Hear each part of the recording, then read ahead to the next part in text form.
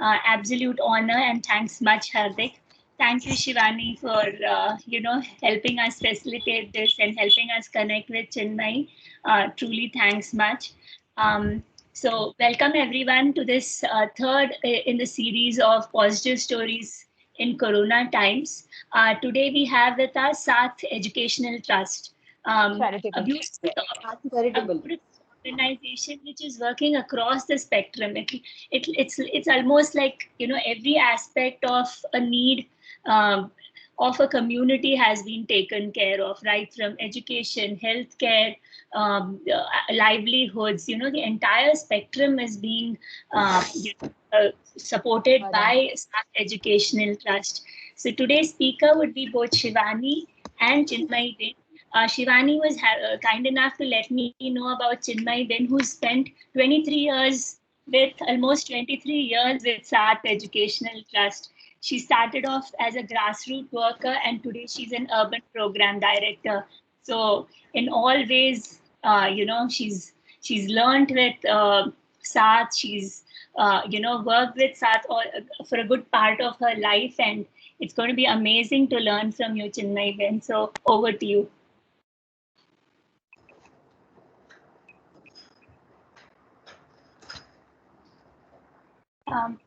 Ma'am, would you like to start with the presentation about Saath? हाँ जी।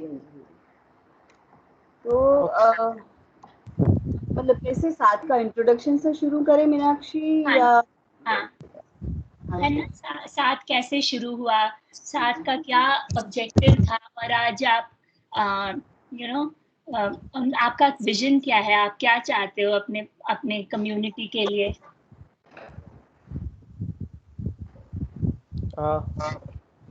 Screen is visible, na? Yes, it is visible. Yeah, okay. तो साथ charitable trust हमारा शुरू हुआ था 32 years पहले। 89 में हम लोग शुरू किया था ट्रस्ट हमने। और 32 इयर्स पहले ऐसा था कि ज़्यादातर NGOs हैं वो रूरल एरियाज़ में ज़्यादा काम करते थे और रूरल पे फोकस ज़्यादा था, और अर्बन पुअर के बारे में सोचने वाले और काम करने वाले संस्थाएं उस टाइम पे बहुत कम थे। तो उस टाइम पे सोचा कि अर्बन पुअर जब माइग्रेट करके रूरल से अर्बन में आते हैं तो उनके लिए बहुत ही अलग माहौल होता है। उनको कोई जानकारी नहीं है सिटी में कैसे रहना है, कहाँ रहना है, उनको घर कहाँ मिलेगा, उनको बच्चों को स्कूल कहाँ मिलेगा, उनको हेल्थ केयर का पता नहीं था। तो उसकी वजह से जो इनइक्वालिटीज़, जो असमानताएं बढ़ रही थी, तो उसके ऊपर काम करने का सोचा गया उस टाइम पे कि जितनी ज़रूरत रूरल में है काम करने की, उतनी ही अर्बन पुअर के साथ काम करने की भी ज़रूरत है। और अर्बन पुअर है वो जो स्लम्स में रहने वाले हैं, जो हमारे इनफॉर्मल सेक्टर में काम करने वाले लोग हैं, जो हमारी इकोनॉमी के बहुत बड़ा भाग है। 80% इकोनॉमी हमारी इनफॉर्मल सेक्टर के लोगों से बनती है। तो हमने सोचा कि क्यों ना इनके साथ काम किया जाए। वो लोग जो एक एनर्जी, एक काम करने की एनर्जी लेकर के सिटीज़ में आते हैं, उनको कुछ करना होता है, उनकी लाइफ बेटर बनानी होती है, वो चाहते हैं कि उनके बच्चे भी आगे जाके पढ़ें, कुछ करें, आगे जाएं। तो वो जो उनकी एनर्जी लेके आते हैं, वो एक बार सिटी में आ जाते हैं, फिर वो लॉस्ट हो जाता है। उनको पता नहीं है कि अब उसको यूज़ करे, कैसे यूज़ करे। हमारा पूरा जो गवर्नेंस है, लोकल जो हमारे म्यूनिसिपल कॉर्पोरेशन है, गवर्नमेंट है, सरकार है, उनको भी नहीं पता है कि इन लोगों के साथ कैसे काम किया जाए और जो ताकत है उसको कैसे यूज़ किया जाए। तो ये सारी चीज़ों को सोच करके हमने सोचा कि अर्बन पुअर के साथ काम करना चाहिए। और तब हमने एक इंटीग्रेटेड स्लम डेवलपमेंट प्रोग्राम हमने क्रिएट करा था। हम ये मानते हैं कि सिर्फ कोई एक इशू को लेकर के काम करना, सिर्फ हेल्थ या सिर्फ एजुकेशन या सिर्फ बच्चे या विमेन, वो हमको लगा कि जब अर्बन पुअर के साथ काम करते हैं तो वो काम नहीं आएगा। पूरा होलिस्टिक वे में, इंटीग्रेटेड वे में हमको सोचना पड़ेगा क्योंकि जितना हेल्थ इम्पोर्टेंट है उतना ही लाइवलीहुड इम्पोर्टेंट है, उतना ही सर्विसेज इम्पोर्टेंट है, उतना ही वुमेन चिल्ड्रन वो सब भी इम्पोर्टेंट है, फिजिकल इंफ्रास्ट्रक्चर। तो हम लोगों ने इंटीग्रेटेड स्लम डेवलपमेंट प्रोग्राम बनाया और जिसमें हम लोगों ने जो स्लम कम्युनिटीज़ हैं, जो लोकल लोग रहने वाले हैं, उनको ही किस तरह से लीडरशिप दिया जाए, उनको ही किस तरह से कैपेसिटी बिल्डिंग करके उनको ही किस तरह से वो सारे प्रोग्राम मैनेज करना, इम्प्लीमेंट करना और रन करना, वो कैपेसिटी में लाया जाए, उनको वो मैनेजरियल लेवल पे और वो अंडरस्टैंडिंग वाले लेवल पे लाया जाए कि हम खुद ही एक दूसरे के साथ मिलकर के एक दूसरे का हेल्प कर सकते हैं। तो वो सोच के साथ हम लोगों ने काम शुरू किया था। और education, health, community based organisation, CBOs, women, youth और लाइवलीहुड, ये सारे हमारे फोकस एरियाज थे और अभी भी है। तो शिवानी वो दूसरा वाला स्लाइड प्लीज आप। हाँ, हार्दिक प्लीज चेंज द स्लाइड। हाँ, हाँ आवाज में भी। हाँ, जी जी, yes. ये सबको विजिबल है, दिख रहा है? हाँ जी। तो बाहर जो ब्लू कलर का आप देखोगे वो हमारे एरियाज हैं जहाँ पे हम काम करते हैं, इनफॉर्मल सेक्टर के साथ काम करते हैं, माइग्रेंट्स के साथ, यूथ, चिल्ड्रन, वुमेन और माइक्रो एंटरप्रेन्योर के साथ। क्योंकि ज़्यादातर स्लम में जो काम करने वाले लोग हैं वो इनफॉर्मल सेक्टर में काम करते हैं और छोटे मोटे व्यवसाय में जुड़े हुए होते हैं। ज़्यादातर माइक्रो एंटरप्रेन्योर हैं, कोई शायद ऑटो रिक्शा चलाता है, कोई वेजिटेबल वेंडर है, कोई फ्रूट वेंडर है, कोई लोग हैं जो खाने पीने का काम करते हैं। मतलब ज़्यादातर लोग हैं जो छोटे छोटे व्यवसाय और बिजनेस में लगे हुए हैं और उनके साथ काम करना बहुत ही इम्पोर्टेंट हमको लगता है। फिर आप देखेंगे जो लाइट ब्लू कलर का है उसके अंदर वाला थोड़ा कॉम्प्लेक्स है, ये बहुत ही अच्छे से हमारा जो काम है वो ये समझाता है डायग्राम। तो हम क्या चीज़ के लिए काम करते हैं, तो food, health, education, environment, safety, sustainability, enabling technology, social development, ये सारी चीज़ें हैं। और किस तरह से करते हैं, तो प्रोफेशनल अप्रोच है, हम ट्रांसपेरेंट वे में करते हैं, हमारे सारे वैल्यूज़ हैं। और उस क्या होता है, उससे होता है पॉलिसी चेंज, एडवोकेसी, फिर access to services, facilitation, awareness, advocacy, data, ये सारी चीज़ें होती हैं। तो ओवरऑल हम, और हाँ मेन चीज़ जो हमारी है जो ऊपर है कि हम लोग सरकार के साथ काम करते हैं, हम इंडिविजुअल्स के साथ काम करते हैं, हम लोग दूसरी संस्थाओं के साथ भी काम करते हैं। तो एक संस्था का जो मेन हमारा अप्रोच है वो पार्टनरशिप। हम ये मानते हैं कि कभी भी कोई एक व्यक्ति या एक संस्था इतना बड़ा काम नहीं कर सकती है, उसको हमेशा ही पार्टनरशिप में, कोलैबोरेशन में, कोऑपरेशन में दूसरों के साथ मिल करके काम करना पड़ेगा, तो ही हम लोग ये काम कर सकते हैं। तो ये ओवरऑल ये डायग्राम हम ज़्यादातर फॉलो करते हैं और समझते हैं हमारी संस्था में जब भी काम की बात करते हैं। तब अब तक हम लोगों ने बच्चों के साथ काम किया है। बच्चों के साथ जो काम है वो 2-3 तरीके से हम करते हैं। मेन फोकस हमारा होता है जो प्री स्कूल वाले जो बच्चे हैं, जो 3 से 6 साल की उम्र के बच्चे हैं, कि सबसे ज़्यादा जब विकास होता है बच्चों का, मेंटल, फिजिकल, सोशल, वो सारा डेवलपमेंट 3 से 6 साल में होता है। तो उस पीरियड में बच्चों को सबसे ज़्यादा हम किस तरह से मजबूत बना पाए, उनको उतना एक्सपोजर दें या उतना हम उनका केयर करें कि बच्चे स्ट्रांग बने और आगे जा कर के एजुकेशन कर सकें, अपना हेल्थ संभाल सकें और आगे जाके अपने को जो भी काम करना है वो कर सके। तो उसके लिए प्री स्कूल सेंटर्स हैं हमारे, और जिसमें हम change the slide to Balghar. Sorry to interrupt. Please change the slide and bring it to Balghar. हाँ हाँ, yes. तो Please carry on, Chinmay bhai. तो अब तक हमने जितने बालघर चलाए हैं उसमें हमने ये पाया है कि बालघर का पूरा जो मैथडोलॉजी है वो मॉन्टेसरी मैथडोलॉजी है, और जो बच्चों का होलिस्टिक डेवलपमेंट है उसके ऊपर उसका करिकुलम और एक्टिविटीज़ और पूरा जो प्रोग्राम डिज़ाइन है उसके ऊपर आधारित है। और टीचर्स हैं वो हमारे कम्युनिटी से वो टीचर्स आते हैं, और टीचर्स को हम लोग ट्रेनिंग और कैपेसिटी बिल्डिंग करके इतने स्ट्रांग बनाते हैं कि वो अच्छे से ये सारी चीज़ों को लोकल कॉन्टेक्स्ट में कर पाएँ। और अब तक का हमने पूरा ट्रैकिंग किया है, 1-2 साल पहले ही ट्रैकिंग किया था कि जितने बच्चे हमारे बालघर में से निकले हैं, आज तक 99% बच्चे हैं वो एजुकेशन कंप्लीट किया है, कॉलेज पढ़े हैं, उससे ज़्यादा भी पढ़े हैं और अच्छे जॉब में लगे हैं वो बच्चे। सिर्फ 1% ड्रॉप हुए हैं, ज़्यादातर 99% बच्चे हैं वो अच्छे से अपना एजुकेशन कंप्लीट किए हैं। तो हमको लगता है कि अगर इस एज ग्रुप में और पेरेंट्स को भी इन्वॉल्व करके अगर हम अच्छे से बच्चों के साथ काम करते हैं तो हमको काफ़ी सक्सेस मिलता है। ये हमने देखा है। दूसरा हमारा बच्चों के साथ प्रोग्राम है वो कंस्ट्रक्शन साइट पे, जो साइट पे माइग्रेंट लेबर आते हैं। Next slide please. हाँ, बच्चे हैं जो साइट्स पे ही रहते हैं, लेबर कॉलोनी में रहते हैं, उनके पेरेंट्स हैं वो सुबह काम पे साइट पे चले जाते हैं और बच्चे हैं वो कॉलोनी में रहते हैं। तो वहाँ पे लेबर कॉलोनी में ही हम लोग डे केयर सेंटर बनाते हैं और पूरा दिन बच्चों का देखभाल करते हैं। उसमें उसका न्यूट्रिशन, हेल्थ, इम्यूनाइजेशन, उनका एजुकेशन, ये सारी चीज़ों को हम देखते हैं।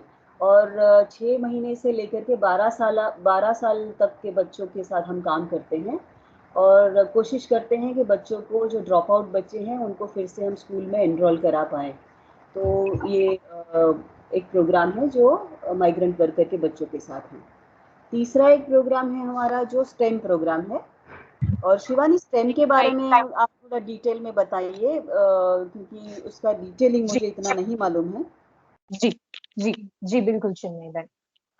तो हमारा जो जैसे कि आप जानते हैं, stem stands for science, technology, engineering and mathematics.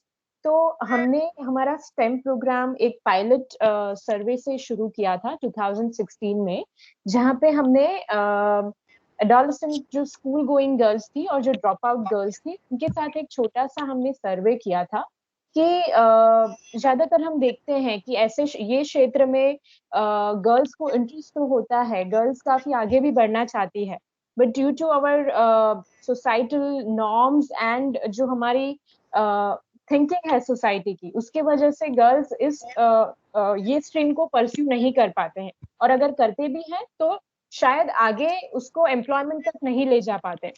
तो ये सोच के हमने स्टेम पे एक पायलट किया और तब से 2016 से के बाद हमने स्कूल्स के साथ टाई अप किया और फिर इंडिविजुअली हमारे सेंटर्स पे हमने स्टेम की ट्रेनिंग देना शुरू किया। तो हमारे इस ट्रेनिंग में स्कूल गोइंग गर्ल्स और स्कूल ड्रॉप आउट गर्ल्स हमारे जो हमारी बेनिफिशियरीज हैं, 3 महीने का हमारा ये प्रोग्राम है जिसमें लड़कियां आती है और उनको हम फन एक्टिविटीज और एक्सपेरिमेंट्स के थ्रू उनको इस तरह से पढ़ाते हैं कि उनको पढ़ाई पढ़ाई भी ना लगे, it becomes a fun and play for them, and in that way they learn the STEM courses. तो आविष्कार करके एक संस्था है जो इस पे काम कर रही है और उनका करिकुलम उन्होंने डिजाइन पूरा किया है। वो करिकुलम हम लोग फॉलो करते हैं with regular teachers training and the follow up system that which we have, और इस तरह से हमारा ये कोर्स है। तो STEM is, as we can say, that it is an applied form of learning wherein we provide these through our tools, through science, mathematics, and yeah, in that way. So this is the feedback. This is the only program which is beyond your community resource center ना, मतलब ये school के सारे school के बच्चों के लिए है, not just for your community। आपने कुछ communities adopt किए हैं और वहाँ पे आप काम करते जाते हो ना? नहीं, हमारा एक्चुअली एरिया वाइज हमारा काम है। तो हमारा जो कम्युनिटी रिसोर्स सेंटर जो हमारा बहरामपुरा एरिया में है, तो वहाँ के हाँ नजदीकी कम्युनिटीज को हम लोग अप्रोच करते हैं। और हाँ, तो हमारे सेंटर्स बेसिकली स्टैग्नेंट और नहीं है, इट्स काइंड ऑफ फ्लोटिंग। जिस तरह से हम लोग कम्युनिटीज डिसाइड करते हैं उस तरह से हम लोग हमारे सेंटर्स एस्टैब्लिश करते हैं और इस तरह से हमारी सर्विसेज इम्पार्ट करते हैं, ताकि कोई भी कम्युनिटी या हिस्सा ऐसा ना रहे कि जहाँ पे हम लोग नहीं पहुंचे। तो that is the goal and that is the vision, to reach everywhere across all the communities in Ahmedabad and beyond. Okay. So yeah, Shivani, मैं ऐड करूँ इसमें? please carry on. Please go ahead. तो मीनाक्षी, हम लोग अहमदाबाद में जहाँ जहाँ स्लम्स में काम करते हैं वहाँ इस तरह से सोचते हैं कि कम्युनिटी में एक रिसोर्स सेंटर हम एक बनाते हैं, और वो रिसोर्स सेंटर एक हब होता है, इंफॉर्मेशन हब होता है, और कम्युनिटी के जो लोग हैं जो वो रिसोर्स सेंटर में काम करते हैं, वो फॉर एग्जांपल एक रिसोर्स सेंटर है वो 5000 हाउस होल्ड के बीच में है, तो वहाँ पे जो काम करते हैं उनको मालूम होता है कि 5000 हाउस होल्ड में क्या सिचुएशन है, उनके पास वो डाटा है, इंफॉर्मेशन है, उनको पता है कि वहाँ कितने म्यूनिसिपल स्कूल्स हैं, कितने गवर्नमेंट स्कूल्स हैं, कितने प्राइवेट स्कूल्स हैं, वहाँ पे कितने हेल्थ सेंटर हैं, टोटल जो 5000 हाउस होल्ड्स हैं वहाँ टोटल बच्चे कितने हैं, कितने बच्चे ड्रॉप आउट होते हैं, तो पूरा एक डेटा 100% तो मैं नहीं कहूँगी, बट 80%, 70-80% वो डेटा रहता है, और उसके वजह से हमको पता चलता है कि कितने बच्चे ड्रॉप आउट है जिनके साथ काम किया जाए, कितने बच्चे हैं जो आंगनवाड़ी में नहीं है तो उनको हमको आंगनवाड़ी में लगाना पड़ेगा, कितने अनएम्प्लॉयड वो यूथ हैं तो उनको फिर वोकेशनल ट्रेनिंग में हमारे जो प्रोग्राम्स है उसमें जोड़ना है, या दूसरी संस्थाओं के प्रोग्राम है उसमें जोड़ना है। तो हम कोशिश ये करना चाहते हैं कि कम्युनिटी में हमारी संस्था या दूसरी संस्था या सरकार किसी के भी जो प्रोग्राम्स हैं या एक्टिविटीज चलते हैं उसमें ज़्यादा से ज़्यादा वो रिसोर्स सेंटर के साथ जुड़े हुए घर हैं, हाउस होल्ड हैं, फैमिलीज हैं, वो पार्टिसिपेट करें, फायदा लें और उसका बेनिफिट मिले, और इसी अप्रोच से फिर सारे एक्टिविटीज को हम आगे लेके जाते हैं। अच्छा, तो अभी आप कितने कम्युनिटीज में काम करते हो? अभी हम लोग पूरे अहमदाबाद में लगभग 1.5 लाख जितने हाउस होल्ड होंगे जिसके साथ काम करते हैं, शिवानी, अगर मैं सही हूँ तो। Yes. Approximately 1.5 to 2 lakh household. Yes. House के साथ काम करते हैं, फैमिलीज के साथ। वो पॉपुलेशन फिर उसको आप इंटू 5 करोगे तो 5 लाख, 5-7 लाख, 6 लाख जितना पॉपुलेशन हो जाता है। ये अहमदाबाद सिटी में है। फिर बाकी तो हम लोग गुजरात में पालनपुर, वडोदरा, सूरत, पोरबंदर, हाँ पोरबंदर, और कड़ी, कलोल, विरमगाम, धौलका, तो काफी अहमदाबाद डिस्ट्रिक्ट में फैला हुआ है काम। और राजस्थान में हम लोग जयपुर में काम करते हैं, उत्तर प्रदेश में वहाँ पे वाराणसी में काम करते हैं। बट सब जगह पे यही अप्रोच है कि किस तरह से कम्युनिटी में लीडरशिप और वो खड़ा किया जाए, कम्युनिटी बेस्ड ग्रुप्स को स्ट्रेंथन किया जाए, ताकि अगर हम हैं या नहीं हैं 3 साल, 4 साल, 5 साल के बाद, तो ये कम्युनिटी ग्रुप्स हैं जो यूथ ग्रुप्स हो सकते हैं, विमेन ग्रुप हो सकते हैं, कम्युनिटी बेस्ड ऑर्गेनाइजेशन हो सकते हैं, अलग अलग टाइप के एज एंड व्हेन रिक्वायर्ड हम लोग ग्रुप्स को फॉर्म करते हैं, उनको स्ट्रेंथन करते हैं, और उनको ये समझाने की और ये बताने की कोशिश करते हैं कि आप अपने तरीके से बाद में आगे जाके संस्था नहीं हो तब किस तरह से काम कर सकते हो। और वो हमने देखा है पिछले 30 सालों में कि काफ़ी अच्छे से वर्क करता है। लोग अपना काम खुद से कैसे करना वो समझते हैं और आगे बढ़ते हैं। शिवानी, लाइब्रेरी का प्लीज आप। ओके चिन्मय बेन, लाइब्रेरी एक हमारा दूसरा हमारा एक कंसेप्ट है जहाँ पे दूसरा एक प्रोग्राम है जहाँ पे हम लोग काम करते हैं मोबाइल लाइब्रेरी के फॉर्म में, एज वेल एज जो हमारा चिन्मय बेन ने जैसे बोला कि हमारे जो कम्युनिटी रिसोर्स सेंटर्स हैं, तो कम्युनिटी रिसोर्स सेंटर में भी हम होस्ट करते हैं लाइब्रेरी मीटिंग्स। तो इसमें उस एरिया, पर्टिकुलर एरिया की जो महिलाएं हैं, बच्चे हैं, वो आके हमारे जो ड्यूरेशन हमने जो सेट किया है वहां पे वो लोग लाइब्रेरी सेशंस करते हैं। उसे ही लाइब्रेरी सेशन से फिर आगे गेम्स उनको खिलाई जाती है, और एक इंटरैक्टिव सेशन जैसा होता है जहाँ पे women they participate, they give their book review होता है, they give their reviews about the book, what they learn from it. उससे आगे वो अपने लाइफ में उससे क्या जो मॉरल है उससे अपनी लाइफ में कैसे उनको ला सकते हैं, जो चेंजेस, अच्छे चेंजेस हैं जो उन्होंने बुक से सीखे हैं, how can they instil in their life, and these things it happens in our library sessions. And in mobile library हमारे जो टीम मेंबर्स हैं वो लोग पर्टिकुलर एवरी वीक डिसाइडेड होता है कि किस एरिया में उनको जाना है, वहां पे वो लोग बुक्स लेके जाते हैं और जो भी ड्यूरेशन सेट किया होता है उतने में वो लोग वहां पे बुक्स डिस्प्ले करते हैं। कोई कम्युनिटी लीडर होता है तो उनके घर पे एक बुक रिव्यू जैसा या फिर एक मीटिंग रखते हैं, वहां पे women and children they gather and the session takes place in that way। तो ये एक हमारा तरीका है जहाँ पे हम लोग इस तरह से लाइब्रेरी जो बुक्स का आजकल के जमाने में बुक्स उतनी अब लोग नहीं पढ़ते हैं, तो ये एक हमारा तरीका है जिससे we try to grip the women and children and yes, motivate them to read more. Next slide please. Chinmay Ben आना विषय હું વાત કરી લઉં કે આપ વાત કરો છો? ये है हमारा, जब लॉकडाउन हुआ था और बच्चों को घर में ही रहना था और ज़्यादातर हमारे स्लम के बच्चे हैं जिनको एक्सेस नहीं होने की वजह से इंटरनेट और मोबाइल वगैरह, वो लोगों की पढ़ाई वगैरह सब रुक गया था और पता नहीं था बच्चों का कि पढ़ाई का आगे कैसे होगा।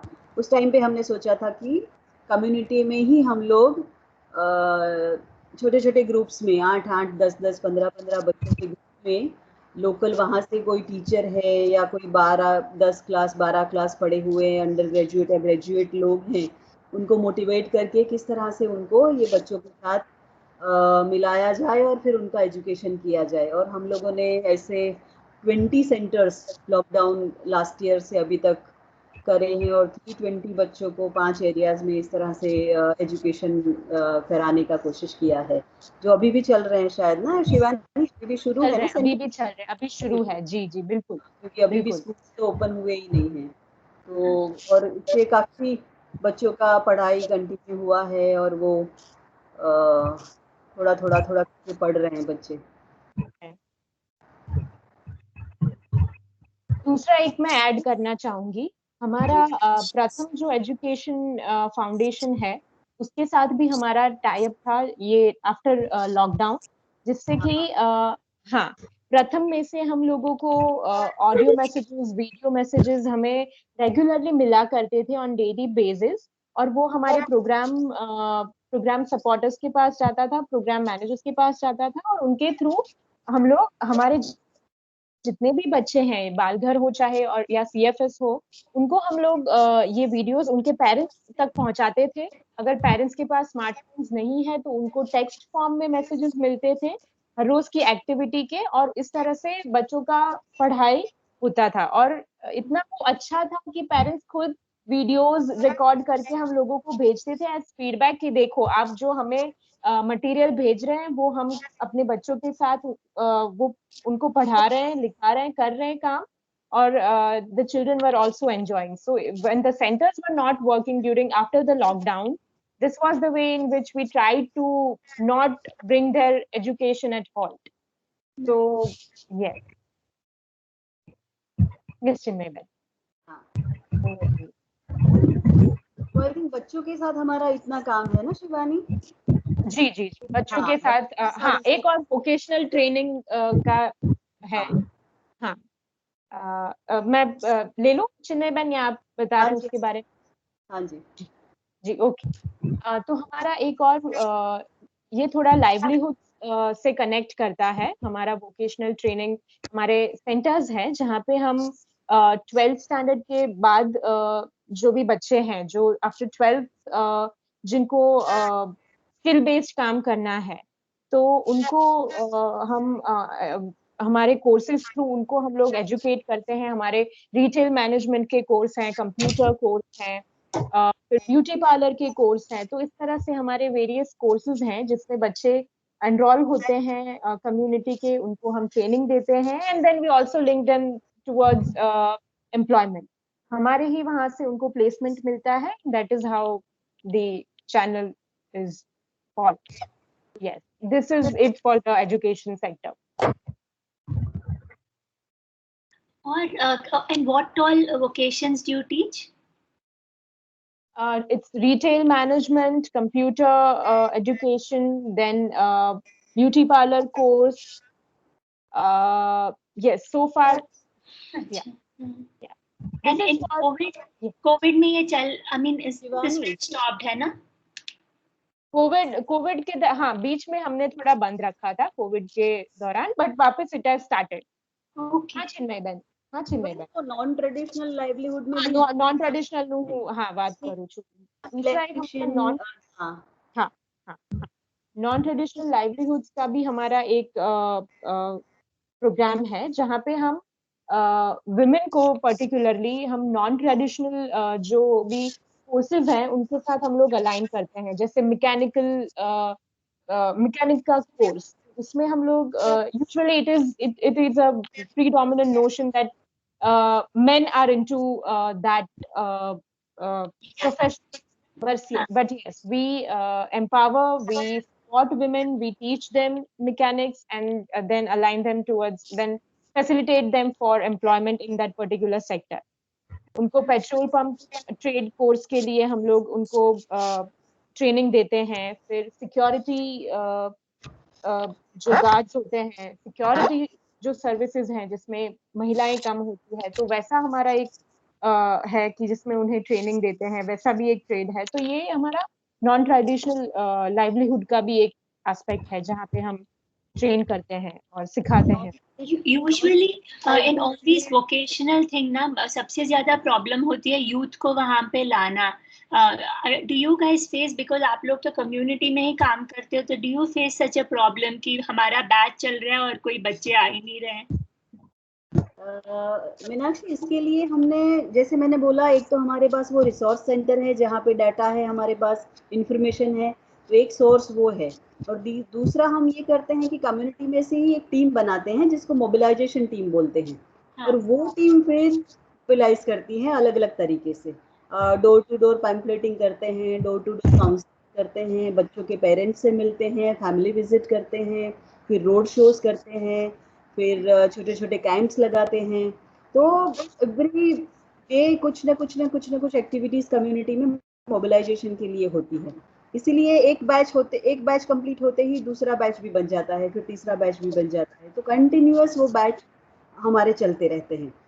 तो ये एक बड़ी प्रॉब्लम होती है सब स्किल डेवलपमेंट से. आपको मोबिलाइजेशन के लिए ऑनगोइंग कंटिन्यूअस एक्टिविटी, वो वन टाइम जॉब नहीं है. मतलब एक बार कर दिया छोड़ दिया नहीं है, ये रेगुलर बेसिस पे करना पड़ेगा.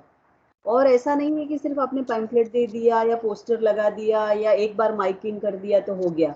आपको फैमिली विजिट करना पड़ेगा, माँ बाप के साथ बैठना पड़ेगा, उनको पूछना पड़ेगा कि आप क्या चाहते हो, आपके बच्चे क्या चाहते हैं, आपकी कम्युनिटी में दूसरे बच्चे क्या करते हैं, उसकी हम उम्र के जो बच्चे हैं वो क्या करते हैं, किस टाइप का पीयर प्रेशर है, वो सारी चीज़ों को समझना पड़ता है. क्योंकि बहुत चीज़ें हैं एक्सटर्नल जो ये बच्चों को असर करती हैं. कौन सा कोर्स लेना है, क्यों छोड़ देना है, क्यों दूर तक जॉब करने के लिए नहीं जाना है, क्यों कम पैसे की जॉब नहीं करना है, ये सारी चीज़ें वो आस पड़ोस से सुनते हैं, फ्रेंड्स से सुनते हैं, पेरेंट्स से सुनते हैं और फिर डिसाइड करते हैं. उनको मालूम नहीं होता है कि उनको रियली क्या करना है. तो हाँ, इसीलिए फैमिली को, पेरेंट्स को, उनको और ये बच्चों को सबको साथ में बिठा के आस पड़ोस के लोगों को भी इकट्ठा करके डिस्कशन करना पड़ता है. और एक फिर एनवायरनमेंट बनाना पड़ता है कि आप सेंटर पे भेजो. और जब वो एक बार आ जाते हैं सेंटर पे, फिर हम लोग ट्रेनिंग करते हैं, कैपेसिटी बिल्डिंग करते हैं, लाइफ स्किल्स कराते हैं, फिर धीरे धीरे वो ओपन अप होते हैं. बट एक बार ये सारी चीज़ों को समझा के लाना, वही सबसे बड़ा चैलेंज है.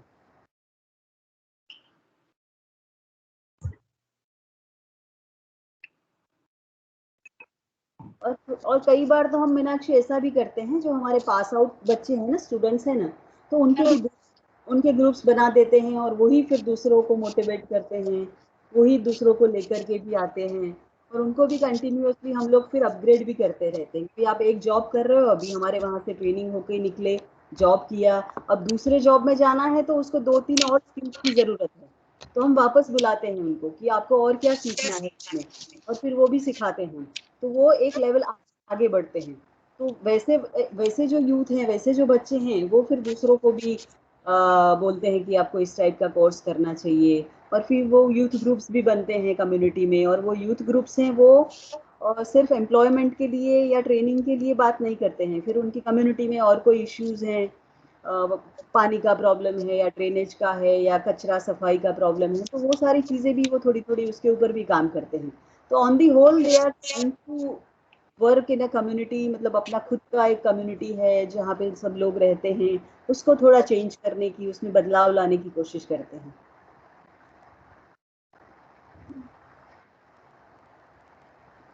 क्या है ये शिवानी? अब जो लास्ट स्लाइड है इम्प्लीमेंटेशन और फीडबैक, तो हमारा इम्प्लीमेंटेशन का पूरा स्ट्रक्चर तो हमने डिटेल में डिस्कस किया कि किस तरह से हम इम्प्लीमेंट करते हैं हमारे प्रोग्राम्स, और फीडबैक तो उसका ये एक जस्ट समरी है कि किस तरह से हम चाइल्ड को we try to fit in the educational system. उनका मंथली इवैल्यूएशन होता है, रेगुलर पेरेंट्स मीटिंग होती है, उनका पूरा प्रॉपर एक न्यूट्रिशनल डाइट प्लान पूरा एक बनता है। फिर उनका फिजिकल ग्रोथ जो है वो हर मंथ मॉनिटर होता है। फिर we try to inculcate the innovative teaching methods, regular training से, टीचर्स की रेगुलर ट्रेनिंग से।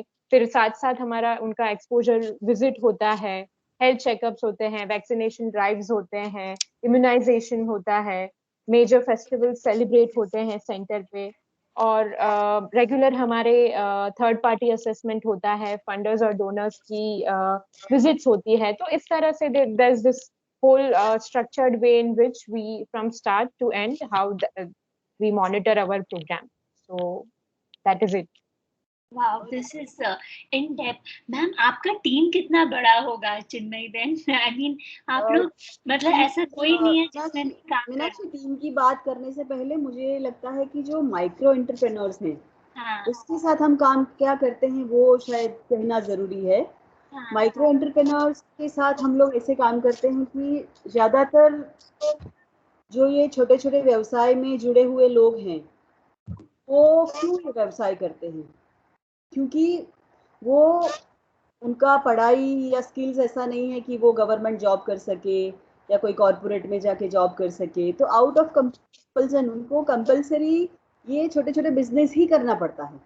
बट उनको पता नहीं होता है कि एक बार शुरू कर देते हैं, शायद डेली थोड़ा बहुत जो कमाना है वो तो चलता रहता है, बट वो बिजनेस धंधा है, उसको आगे कैसे बढ़ाना, उसमें इनकम और कैसे जोड़ना, उसमें और उसको से नेक्स्ट लेवल में ले जाना, वो शायद उनको नहीं पता होता है। और वो काम हम माइक्रो एंटरप्रेन्योरशिप का जो ट्रेनिंग करते हैं उसमें करते हैं। तो हम उसमें उनको स्किल सिखाते हैं, उनको टाइम मैनेजमेंट सिखाते हैं, इन्वेंट्री कैसे रखना वो सिखाते हैं, इनकम और एक्सपेंडिचर का हिसाब कैसे रखना वो सिखाते हैं, रॉ मटेरियल आप कैसे कहाँ से परचेज कर सकते हो वो हम सिखाते हैं, समझाते हैं उनको। थोड़ा बहुत मार्केटिंग किस तरह से किया जाए, कस्टमर के साथ रिलेशनशिप कैसे रखा जाए वो हम बताते हैं। फिर फाइनेंशियल लिटरेसी, उसमें मतलब उनका बैंक अकाउंट ओपन करवाना, बैंक से लोन अगर लेना है या कोऑपरेटिव सोसाइटी में से लोन चाहिए बिजनेस को एक्सपांड करने के लिए, तो वो सारी चीज़ें बताते हैं। तो शुरुआत में 1 वीक का ट्रेनिंग रहता है और फिर धीरे धीरे as and when required 1 week में, 1 वीक में 2 दिन करके, इस तरह से पूरा 1 साल तक उसका हैंड होल्डिंग करते हैं। और उसका बिजनेस हमने देखा है, लगभग वो जो इनकम उसका पहले होता था और ट्रेनिंग के बाद 30% जितना उसका इनकम बढ़ता है ये 1 साल के ट्रेनिंग में से निकलने के बाद।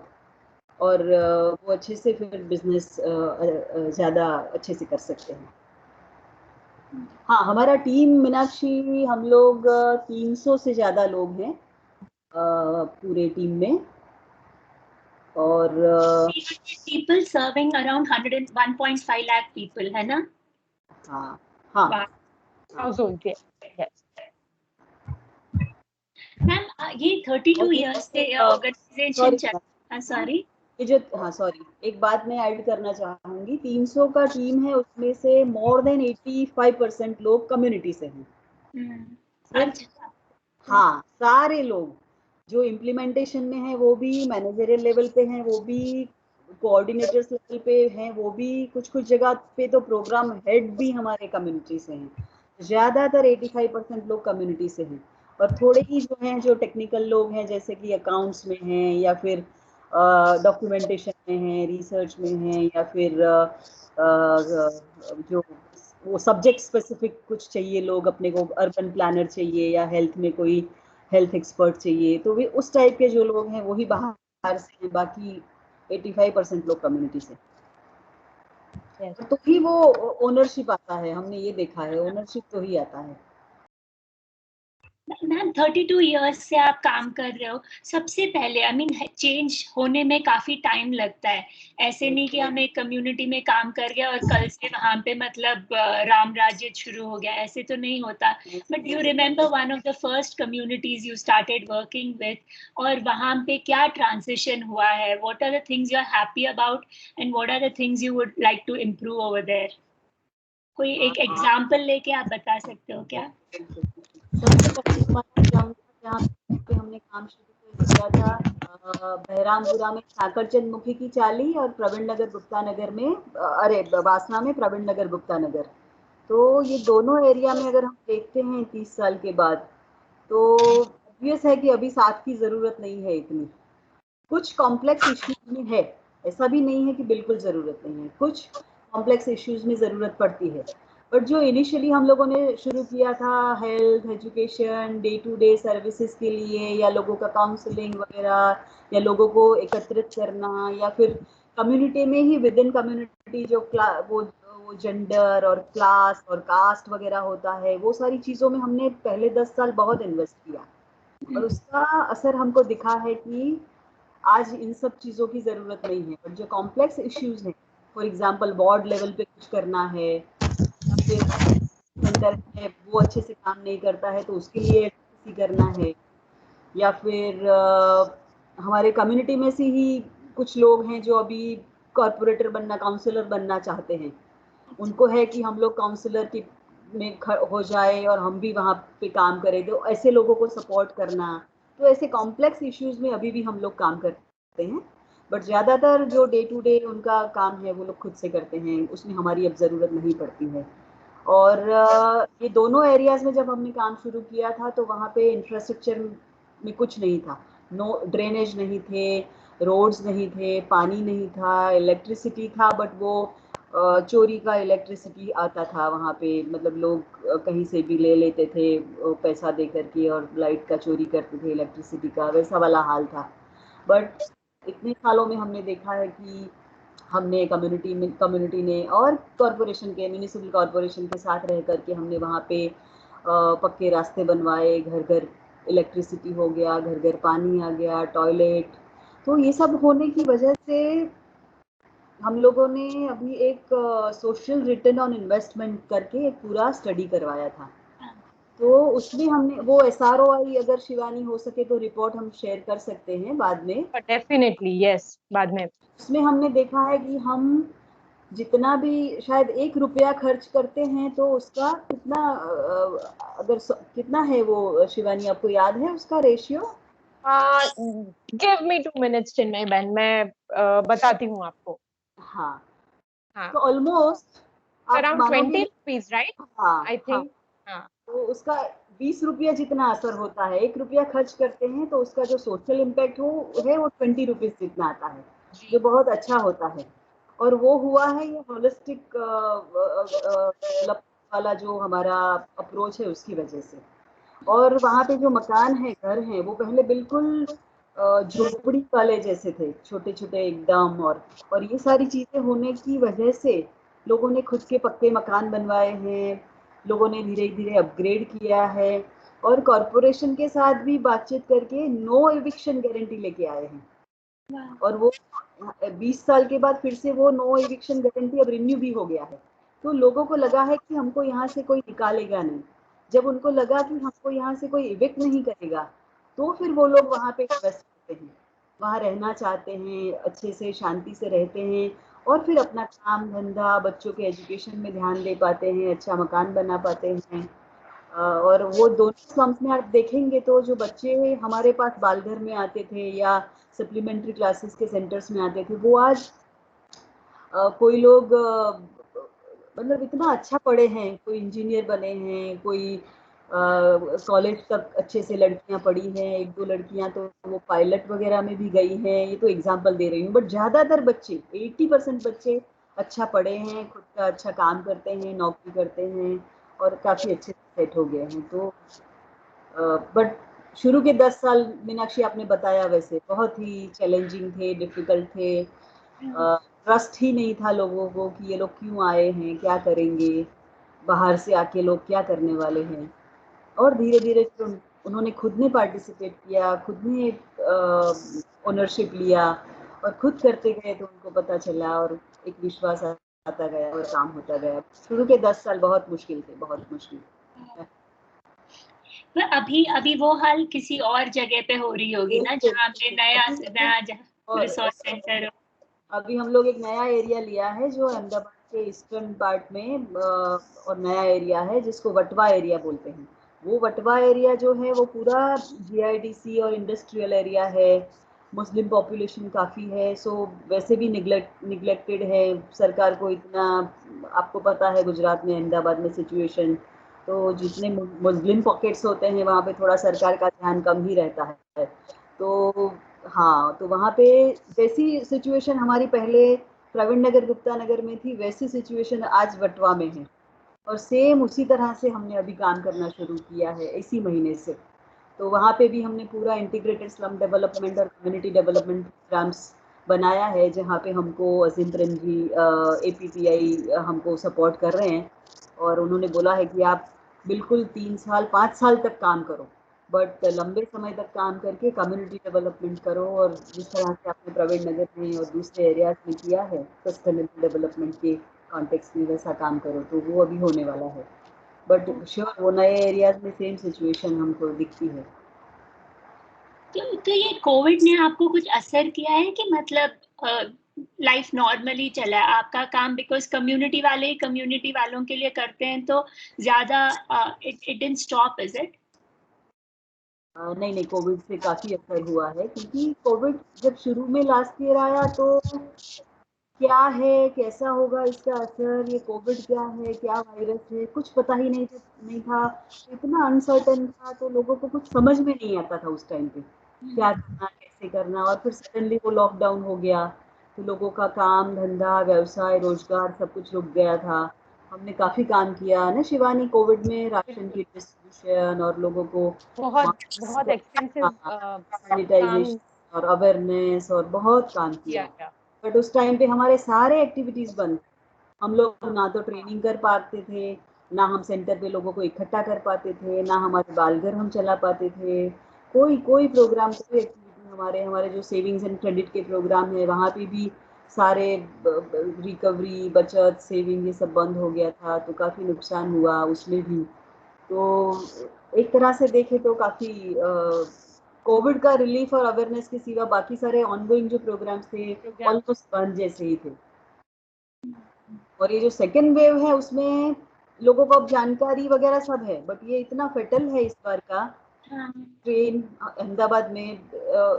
वो स्ट्रेन इतना है कि इतना जल्दी से वो स्प्रेड होता है, दूसरों को स्प्रेड करता है और जल्दी से ही वो मॉर्टिलिटी की तरफ ले जाता है। तो डेथ भी इस बार बहुत हुए हैं, इतने सारे डेथ हुए हैं। और फिर पूरा हेल्थ इंफ्रास्ट्रक्चर है जो कोलैप्स हो गया है। तो ना तो बेड मिलते हैं, ना ऑक्सीजन मिलता है, ना वेंटिलेटर मिलते हैं, ना दवाइयाँ मिलती हैं। तो अहमदाबाद में सिचुएशन ये सेकेंड वेव में तो बहुत ही वर्स्ट हो गई है, वर्स्ट हो गई है। तो अगेन फिर से अभी हमारे सारे प्रोग्राम्स रुके हैं, हम कुछ नहीं कर रहे हैं अभी। थोड़ा बहुत शायद हम लोग है ना ऑनगोइंग, वो थोड़ा ऑनगोइंग हेल्थ सेक्टर में काफी अभी चल रहा है, बाकी तो वैसे ही हेल्थ सेक्टर में जितना हमसे हो रहा है बाकी अभी वगैरह होता है, जी। बट हेल्थ में काफी काम हो रहा है इस बार। मैम, यूनाइटेड एफर्ट्स के बारे में मैं शिवानी से शेयर कर रही थी। आप बताइए कि क्या करते हैं, कैसे करते हैं। हाँ, तो हम लोग ना 8th 9th and 10th standard के गवर्नमेंट स्कूल बच्चे, मतलब इकोनॉमिकली वीकर सेक्शंस के बच्चों के साथ काम करते हैं। वो इतने साल पढ़े हैं स्कूल में, पर 10वीं के बाद क्या करना है उनको, उनको लगता है कि जब एग्जाम के रिजल्ट्स आ जाएंगे उसके बाद सोचेंगे, और उसके बाद वो ये देखते हैं कि पास वाले भैया ने क्या है, दीदी ने क्या किया है, या ऐसे सोच के जो मिल गया उसमें अपने आप को भर्ती कर लेते हैं। फिर वो उनको शायद उसमें मजा नहीं आएगा, ड्रॉप आउट करेंगे। और जो मतलब अनएम्प्लॉयमेंट तो नहीं होता, पर अंडर एम्प्लॉयमेंट जरूर होता है। उन बच्चों में पोटेंशियल बहुत है, क्योंकि वो गलत रास्ता मतलब गलत नहीं, मतलब कोई और रास्ता ले लिया जिससे वो अपनी पोटेंशियल नहीं निकाल पाए, है ना। इस चक्कर से वो बच्चे अपना एजुकेशन लेवरेज नहीं कर पाते।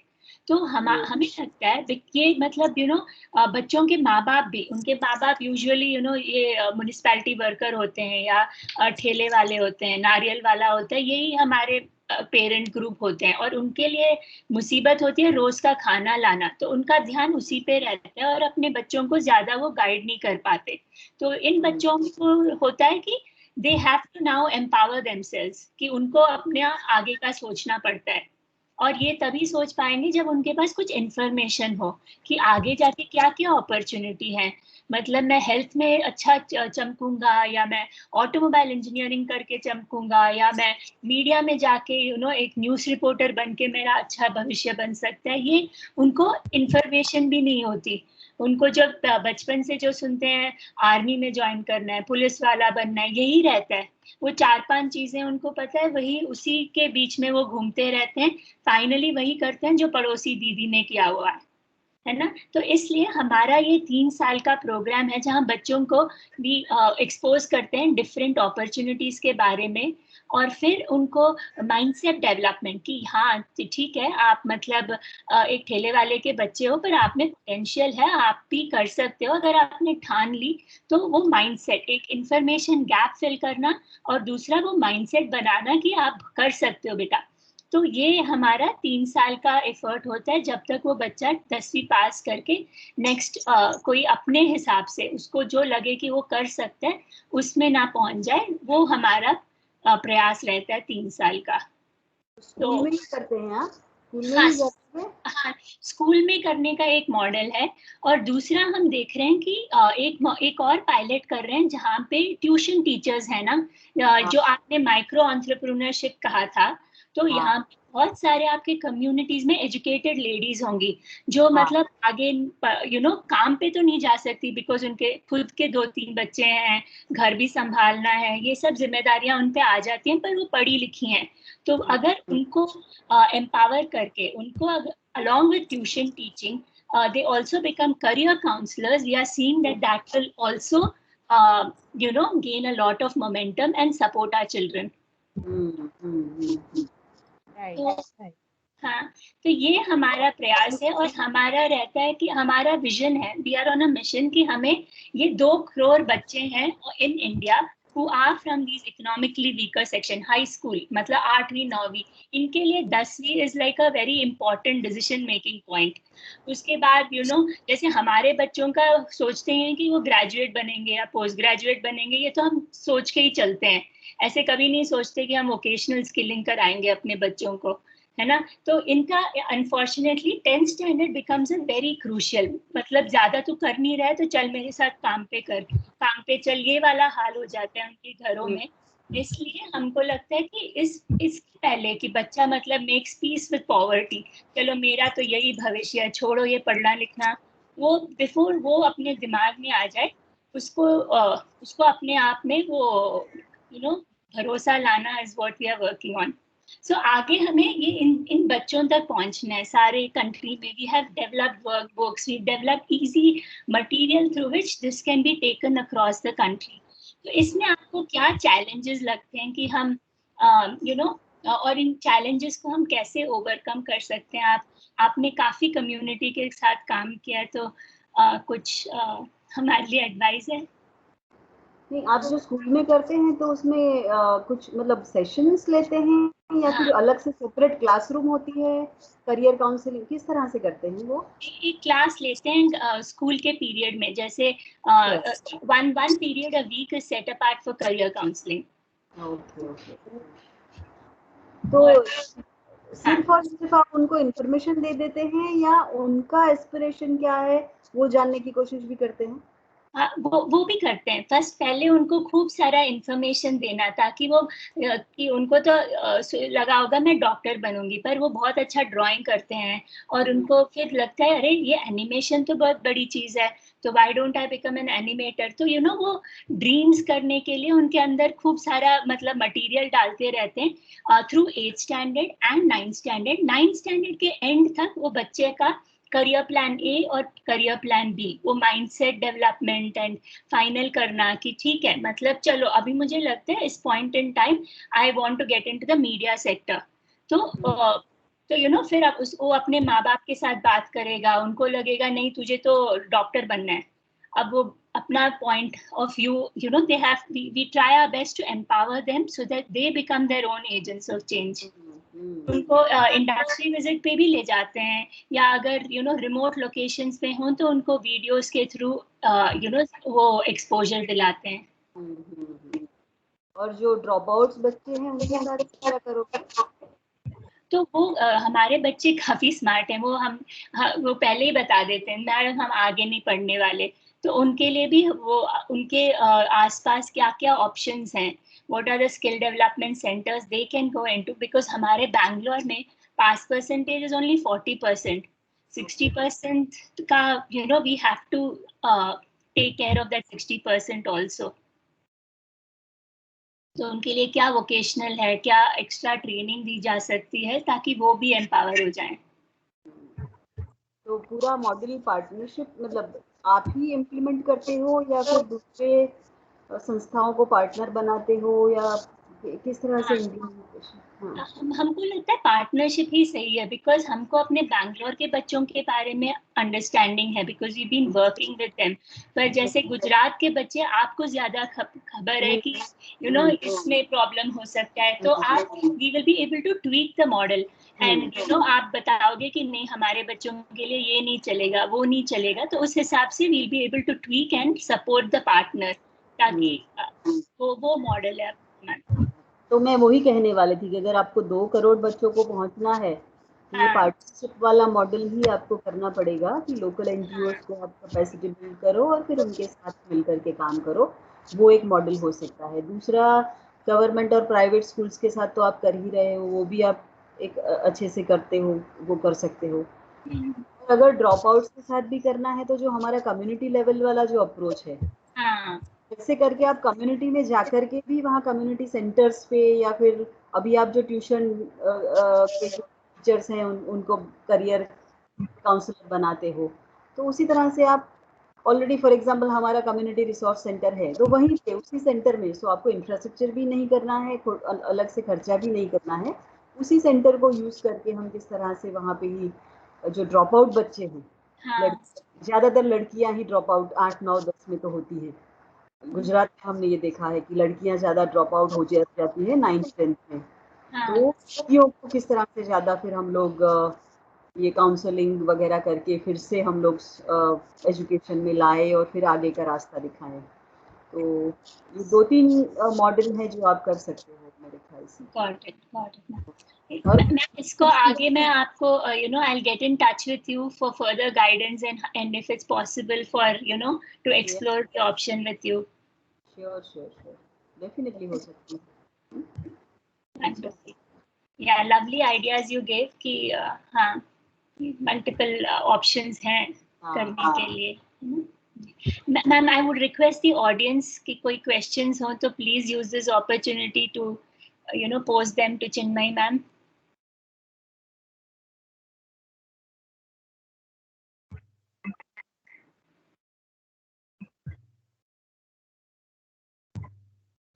Any questions, please?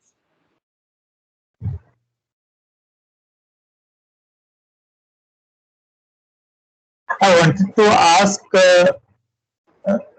Chinmay ma'am, one question that Jin communities में आप काम करते हैं, उन communities में how do you select?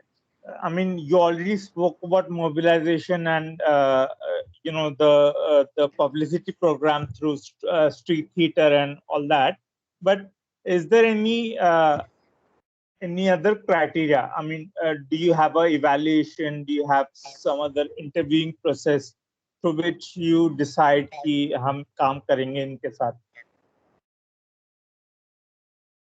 मतलब कम्युनिटी कैसे चूज करते हैं वो पूछ रहे हैं हाँ जी, कम्युनिटी के अंदर मेंबर्स कैसे चूज करते हैं? मतलब पार्टिसिपेंट्स को या फिर हाँ जो जी। हमारे प्रोग्राम्स को इम्प्लीमेंट करते हैं वो लोग? हाँ जी, पार्टिसिपेंट्स को। हाँ। नहीं, वो फॉर एग्जाम्पल स्टेम प्रोग्राम है तो उसमें पता है हमको कि किस एज ग्रुप के बच्चे होने चाहिए, क्या पढ़े लिखे होने चाहिए, कौन से स्टैंडर्ड में होने चाहिए। तो फिर वो हमारी मोबिलाइजेशन टीम है, वो क्राइटेरियाज के हिसाब से डोर टू डोर जाकर के उस बच्चों को मोबिलाइज करती है, उनको उनके साथ बात करती है, उनको आइडेंटिफाई करती है और फिर उनको सेंटर तक लेके आती है।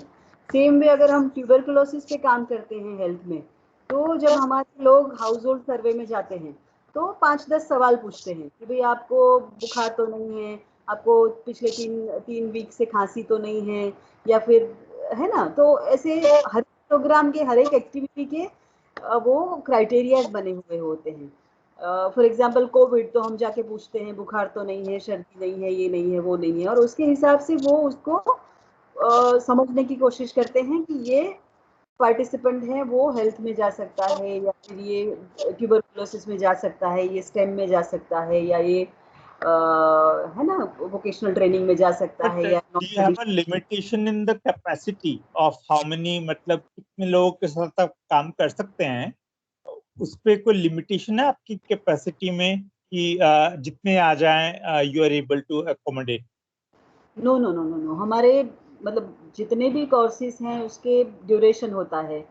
3 मंथ्स का अच्छा। प्रोग्राम होता है, 1 मंथ का प्रोग्राम होता है, 6 मंथ, ये जो माइक्रो एंटरप्रेन्योरशिप वाला है वो शायद 6 महीने का प्रोग्राम है। तो अलग अलग ड्यूरेशन के प्रोग्राम्स होते हैं और पूरा प्लान आउट शुरू से किया जाता है कि भाई हमारा 3 महीने का प्रोग्राम अगर अप्रैल में जून में ख़त्म होता है और दूसरा जुलाई में शुरू होना है, तो मई महीने से ही दूसरे 2.5 महीने से ही फिर से मोबिलाइजेशन शुरू हो जाता है। तो वो पूरा कैलेंडर साल के शुरुआत में ही वो पूरा कैलेंडर बन जाता है। हर एक प्रोग्राम के हेड है वो अपनी टीम के साथ बैठ करके पूरा प्रोग्राम प्लानिंग और कैलेंडर बना देते हैं। तो फिर उनको पता रहता है कि अब कहाँ, क्योंकि सैचुरेशन भी आ जाता है सर। एक एरिया में अगर आप काम करते हो तो वहाँ पे वोकेशनल ट्रेनिंग के दो कोर्सेज 3 कोर्सेज ज़्यादा से ज़्यादा चला सकते हो, फिर तो वो सैचुरेट हो जाएगा, तो फिर आपको दूसरा एरिया सिलेक्ट करना पड़ेगा। तो अच्छा। वो भी देखना पड़ता है। तो ओ, पूरा प्लानिंग उसी तरह से होता है, और वो एरिया में फिर कितने लोग, कितने बच्चे एलिजिबल हैं, अभी कितने आ सकते हैं, अब नहीं आ सकते हैं, तो अब नया एरिया लेना है, वो सारी चीज़ें हैं, वो प्रोग्राम हेड है वो टीम के साथ प्लान करते हैं।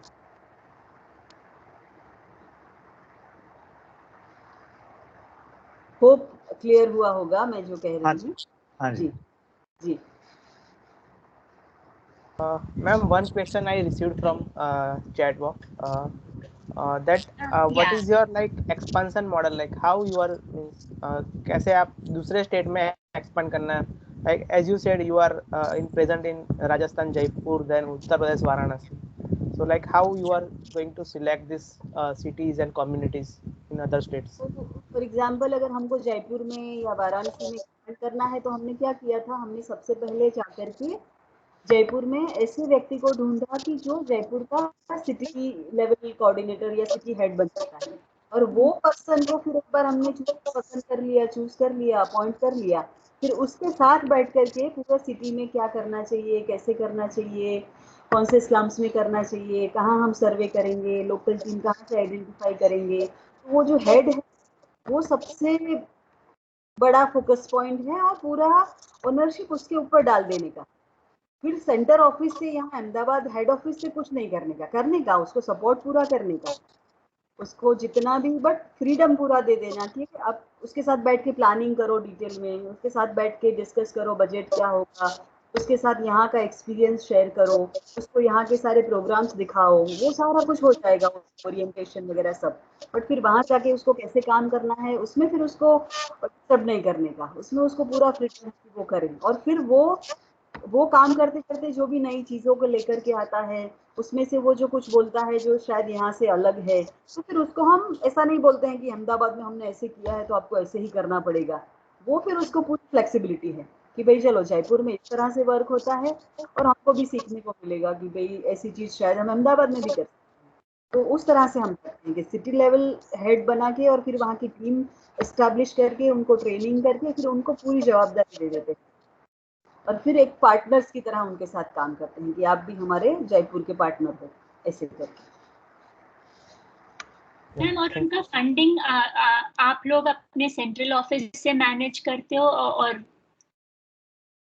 दोनों मीनाक्षी दोनों तरीके से करते हैं। अच्छा, सेंट्रल ऑफिस से भी करने की कोशिश करते हैं। अगर जयपुर में हमारे लाइवलीहुड के प्रोग्राम है तो सेंट्रल ऑफिस से तो जो जितने भी प्रपोजल्स जाएंगे वो गुजरात के लिए, राजस्थान के लिए जाएंगे, वो तो होगा ही।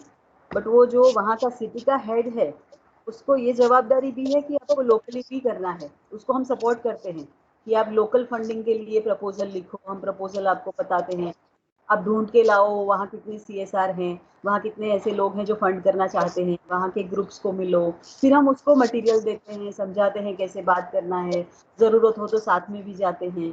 तो वो लोकल लेवल कैपेसिटीज को भी हम लोग स्ट्रेंथन करते हैं। और हमने वाराणसी में और जयपुर में दोनों जगह देखा है कि काफ़ी कोशिश करके वो लोग लोकल फंडिंग भी जनरेट करते हैं। It's very promising. Any last questions? Time we already crossed the 1 hour mark. Ma'am, one last मैं ही पूछ लेती हूँ, कोई एक ऐसा स्टोरी है क्या आपके कम्युनिटी में, एक फैमिली का और या एक बच्चे का जो आपके मन में अभी तक रह गया, जो मतलब लगा कि काम करके मतलब किसी का तो आपके सामने आपको बहुत खुशी हुई? बहुत होंगे, उसमें से एक आप बता सकते हो क्या? एकदम से याद नहीं है मुझे। बहुत सारे आई डोंट नो, 23 इयर्स के तो बहुत सारे होंगे। बहुत सारे हैं ऐसे, काफी लोगों ने बहुत अच्छा काम किया है, आगे बढ़े हैं, बड़े हैं और आज मतलब वापस आके हमको सपोर्ट भी करते हैं। बट एकदम स्पेसिफिकली एक केस ऐसे याद नहीं है मुझे अभी। कुछ ऐसा केस स्टोरी होगा तो श्योर शेयर करूंगी मैं शिवानी, आप हम बताएंगे उनको। एंड वो सोशल इम्पैक्ट का भी बताना शिवानी। सोशल इम्पैक्ट, हाँ, it is 20.80 rupees that we returned out of every rupee invested. Yes. और उसका पूरा जो हमारा पूरा रिपोर्ट है वो डेफिनेटली मैं आपके साथ शेयर करूँगी। Yes, please. That will be a wonderful learning. I mean, never has been a Saturday afternoon spent so usefully, ma'am. Thank you so much, Shivani, and thank you so much, Chinmay. And despite recovering from COVID, you chose to spoke to us and took this time to teach us and help us learn from your experience. Thanks a lot. Chinmay Ben instantaneously she agreed. जब श्रुति ने बोला कि नहीं हो पाएगा, she was no questions, nothing. She was ready to join the meeting. तो मीनाक्षी, ये जो यहाँ गुजरात में अगर कुछ करना है, राजस्थान में, यूपी में, प्लीज बताइए, हम जरूर हेल्प करेंगे। हमारी वहाँ की लोकल टीम भी आपको हेल्प कर देगी। कुछ भी सर्वेस कराने हैं, है ना, अर्जेंट कुछ सर्वेस वगैरह, सिटी लेवल क्या सिचुएशन है। यस, मैं अलग से आपसे टाइम लूंगी और हम कैसे कर सकते हैं पहले प्लान करके फिर साथ में करेंगे ma'am. Thank you so much. Sure. Thank you, Karthik. Thank you, Meenakshi. It was a pleasure talking to you. Thank you. Thank you very much for joining us. Thank you, Hardik, for making this happen. Thank you, everybody. Bye. Have a great weekend. Bye. You too. Have a great weekend. See you. Bye.